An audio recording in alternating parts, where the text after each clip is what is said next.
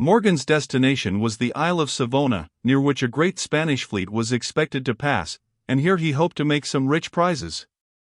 But when he got out to sea he met with contrary and dangerous winds, which delayed him a long time, and eventually when he arrived at Savona, after having landed at various places, where he pillaged, murdered, and burned, according to the extent of his opportunities, he found at least one half of his men and ships had not arrived. With the small force which he now had with him he could not set out to attack a Spanish fleet, and therefore he was glad to accept the suggestion made to him by a Frenchman who happened to be in his company. This man had been with l'Illinois 2 years before when that bloody pirate had sacked the towns of Maracaibo and Gibraltar. He had made himself perfectly familiar with the fortifications and defenses of these towns, and he told Morgan that it would be easy to take them.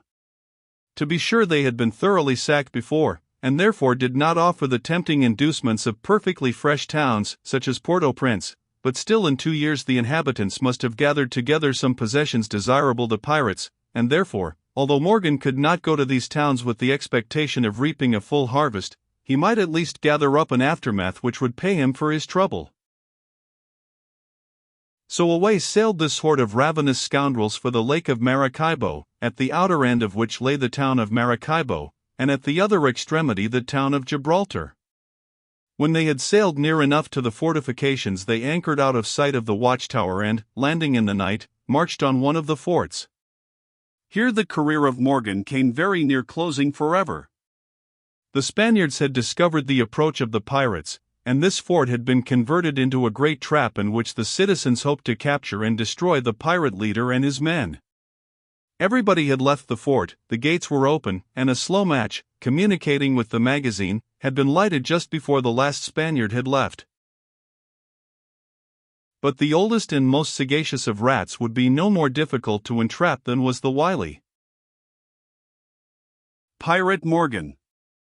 When he entered the open gates of the fort and found everything in perfect order, he suspected a trick, and looking about him he soon saw the smoldering match.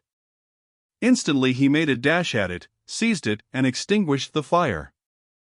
Had he been delayed in this discovery a quarter of an hour longer, he and his men would have been blown to pieces along with the fort. Now the pirates pressed on toward the town, but they met with no resistance. The Spaniards, having failed to blow up their dreaded enemies, had retreated into the surrounding country and had left the town. The triumphant pirates spread themselves everywhere. They searched the abandoned town for people and valuables, and every man who cared to do so took one of the empty houses for his private residence. They made the church the common meeting place where they might all gather together when it was necessary, and when they had spent the night in eating and drinking all the good things they could find, they set out the next day to hunt for the fugitive citizens. For 3 weeks Morgan and his men held a devil's carnival in Maracaibo. To tell of the abominable tortures and cruelties which they inflicted upon the poor people, whom they dragged from their hiding places in the surrounding country, would make our flesh creep and our blood run cold. When they could do no more evil they sailed away up the lake for Gibraltar. It is not necessary to tell the story of the taking of this town.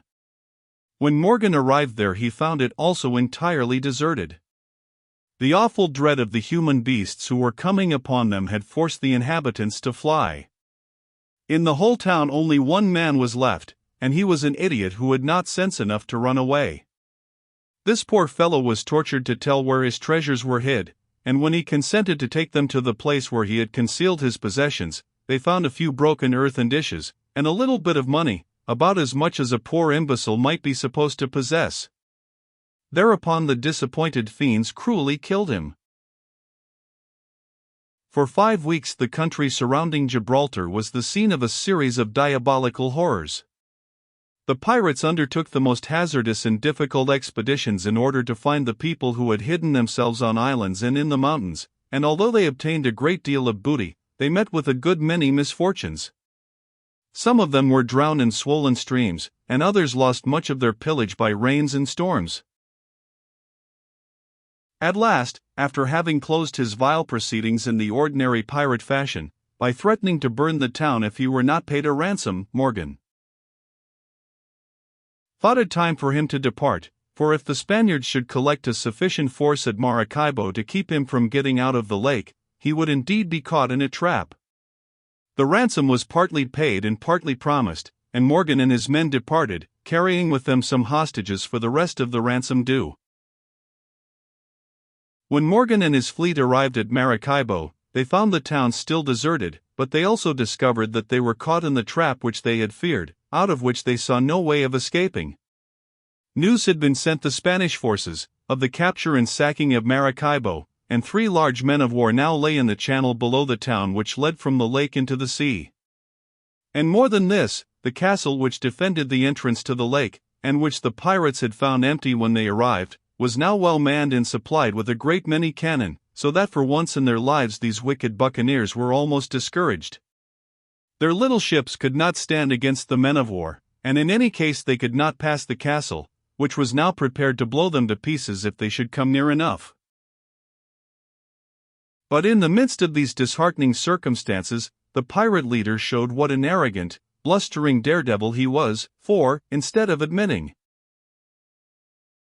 his discomfiture in trying to make terms with the Spaniards, he sent a letter to the admiral of the ships, in which he stated that if he did not allow him a free passage out to sea he would burn every house in Maracaibo. To this insolent threat, the Spanish admiral replied in a long letter, in which he told Morgan that if he attempted to leave the lake he would fire upon his ships, and, if necessary, follow them out to sea, until not a stick of one of them should be left. But in the great magnanimity of his soul he declared that he would allow Morgan to sail away freely, provided he would deliver all the booty he had captured, together with the prisoners and slaves, and promised to go home and abandon buccaneering forever. In case he declined these terms, the admiral declared he would come up the channel in boats filled with his soldiers and put every pirate to the sword. When Morgan received this letter, he called his men together in the public square of the town, and asked them what they would do, and when these fellows heard that they were asked to give up all their booty, they unanimously voted that they would perish rather than do such an unmanly thing as that. So it was agreed that they would fight themselves out of the lake of Maracaibo, or stay there, dead or alive, as the case might be.